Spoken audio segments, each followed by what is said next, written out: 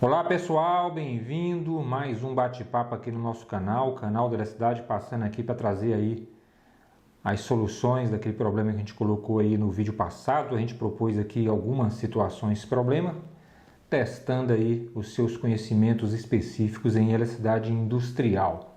Então a gente vai responder algumas questões e, por definição, o canal da Eletricidade faz vídeos de aproximadamente 10 minutos. E assim que a gente bater esse tempo, a gente encerra e continua no próximo vídeo. Então, na primeira questão, a gente colocou uma lambuja aqui para vocês, que é a seguinte questão: o dispositivo usado para fuga de corrente a massa é: letra A, disjuntor termomagnético; letra B, amperímetro; letra C, dispositivo DR; letra D, DPS; ou letra E, relé térmico.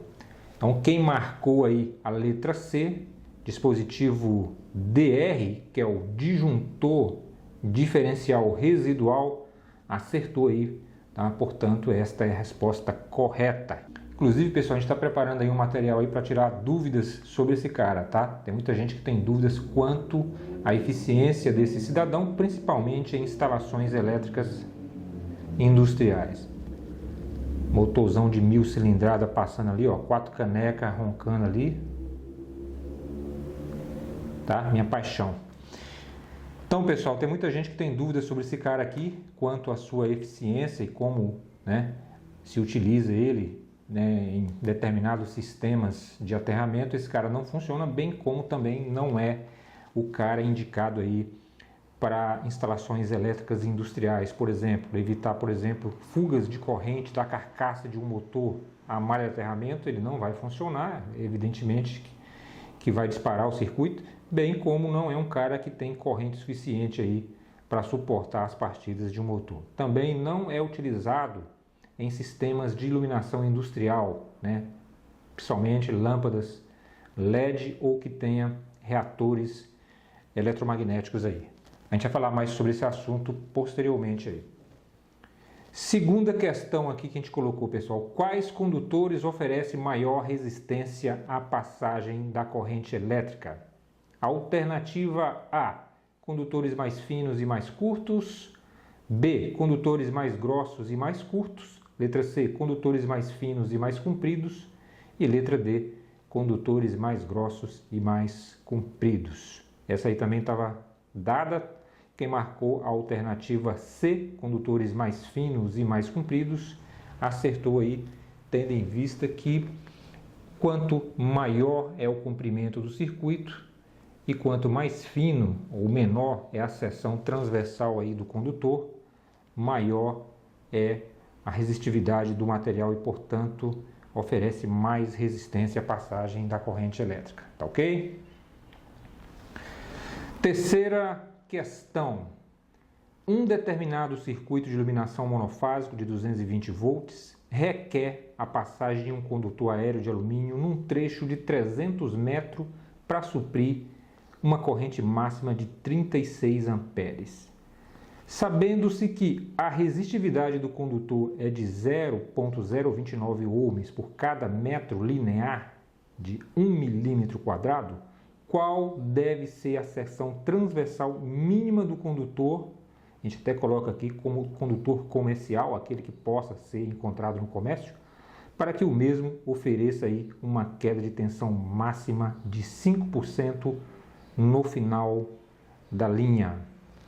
Então, pessoal, para a gente equacionar isso aqui, a gente vai estratificar aqui o enunciado, tá? Vamos colocar aqui: tensão nominal do circuito aqui é 220 volts, a distância entre a fonte e a carga é de 200 metros, a corrente do circuito em questão aqui é de 36 amperes e a queda de tensão em percentual é de 5%. E por fim, a resistividade do condutor de alumínio, ou a resistência elétrica específica aí do material, aqui representado pela letra grega Rho, é de 0,029 ohms por metro.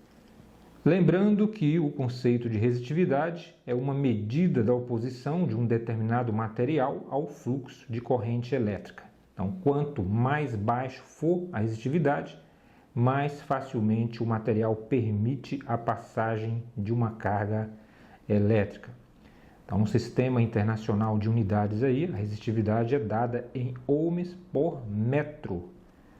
E, nesse contexto, é importante salientar que essa relação não é geral e vale apenas e tão somente aí para materiais uniformes e isotrópicos, com seções transversais também uniformes, tá? Sendo que é por esse motivo que se utilizam aí materiais metálicos como cobre, alumínio, ouro ou tungstênio, por exemplo, como condutores aí exatamente por apresentarem estas características aí uniformes e isotrópicas, né?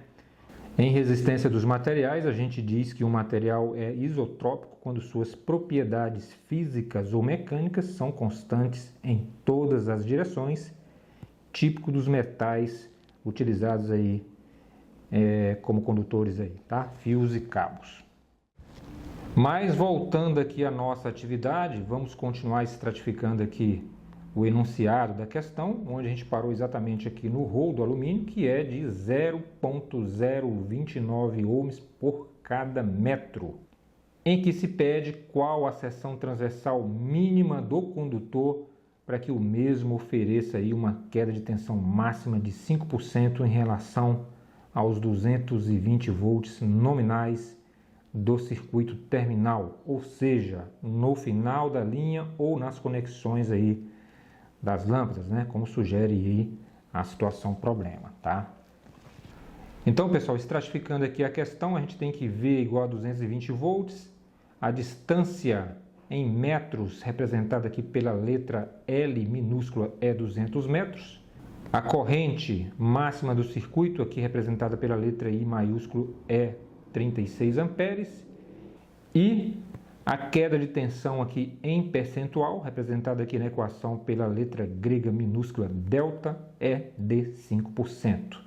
E finalmente nós temos aqui o Rho, representado aqui pelo P minúsculo, né, no alfabeto grego, 0,029 ohms por cada metro. Lembrando que a referência no Sistema Internacional de Unidades é sempre em relação a um condutor de 1 milímetro de seção transversal. Então, pessoal, a fórmula geral para resolver o problema é essa aqui que a gente está colocando no vídeo, onde o Rho aqui é a queda de tensão, o K é a constante em função dos esquemas do circuito, onde para circuitos com esquema F mais N, F mais F ou 2F mais N, o valor de K é de 200, e circuitos com esquema 3F mais N ou 3F, o valor de K é de 1,73, ou seja, a raiz de 3 aqui. A gente tem aqui o Rho, que é a constante do material aplicado para o alumínio, que aqui é 0,029. L, comprimento do trecho entre os pontos analisados. I, a corrente de projeto entre dois pontos de um determinado trecho. E S, é a seção inicial do condutor no trecho analisado. E tem também V, que é a tensão nominal aí do circuito. Tá? Pessoal, existem duas fórmulas para a gente equacionar essa situação problema. Eu vou colocar as duas fórmulas aqui, essa aqui é a mais difícil, logo em seguida tem a mais fácil. Então a fórmula é essa aqui que a gente está colocando, onde S é igual a L vezes 2 vezes I dividido por 34,2 vezes ΔV. Onde L minúsculo aí é o comprimento do circuito, 2 é uma constante da fórmula por se tratar de um circuito monofásico, onde a distância é dobrada, né? Onde a corrente ela retorna pelo neutro, portanto você vai multiplicar aí o comprimento por 2, e I é a corrente máxima aí, tá? Então dividido aí por 34,2, esses 34,2 é uma constante da fórmula para o condutor de alumínio.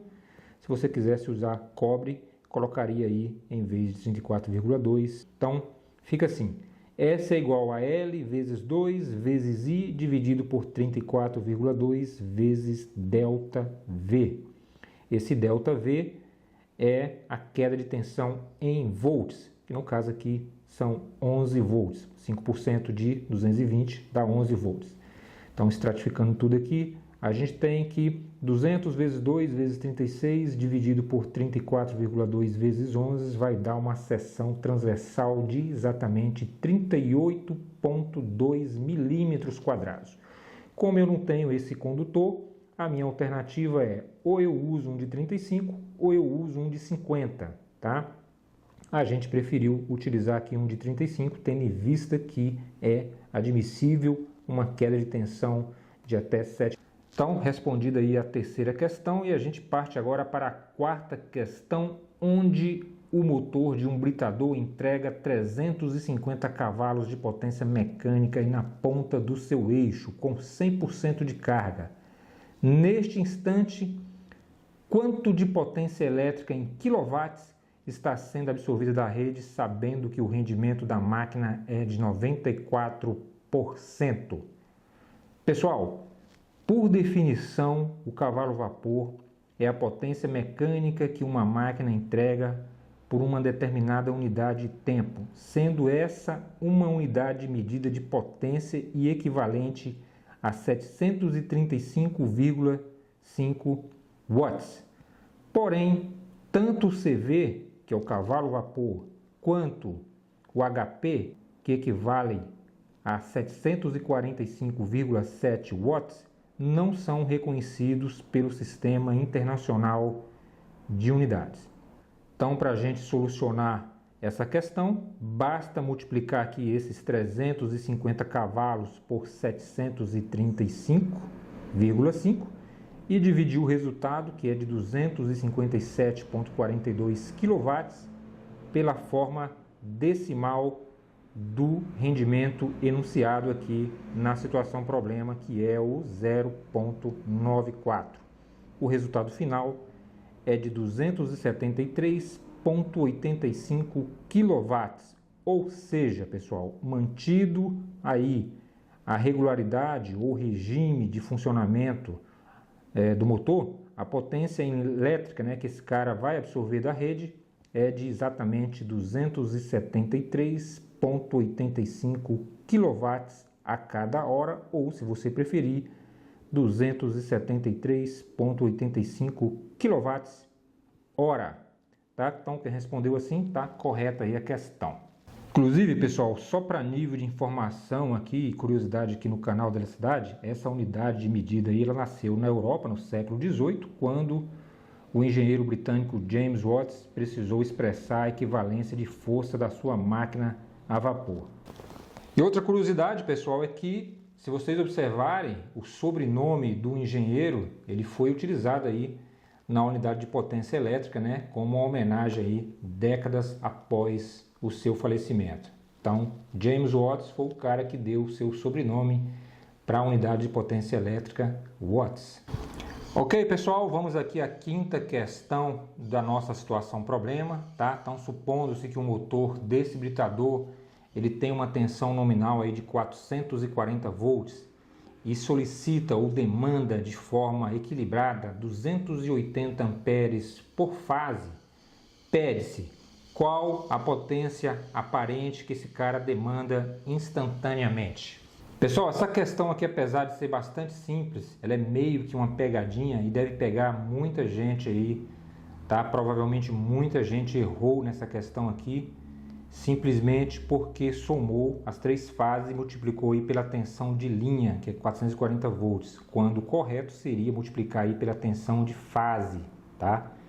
Para se obter aí a tensão de fase, a gente divide aí esses 440 volts pela raiz de 3. Então, pessoal, para equacionar essa situação problema, você vai colocar o seguinte aí: 280 vezes 3 vezes 440 dividido por raiz de 3. Não esqueça de colocar os parênteses aí, tá? E o resultado é justamente 213,38 kVA, tá? kVA significa kilovolt ampere, o VA é a potência aparente, e ela é o resultado de uma soma vetorial aí da potência ativa em watts e da potência reativa VAR, tá? Watt é a potência que gera trabalho útil e o VAR é a potência de magnetização de um motor de indução ou de um transformador ou de capacitância de um banco de capacitores aí, por exemplo. Pessoal, essa potência ela não gera trabalho útil aí para o consumo final e pode ser corrigida ou mitigada, tá? Através de correção de fator de potência, porém a gente vai tratar isso na questão 9 na aula seguinte, tendo em vista aí o adiantar do tempo. Então é isso, pessoal. A gente está ficando por aqui. Se você gostou do vídeo de hoje, deixa seu like aí, se inscreva no canal, seja membro, marque o sininho aí para receber as notificações. A gente vai ficando por aqui. Um abraço e até o nosso próximo encontro aqui no nosso canal da cidade. Tchau, pessoal!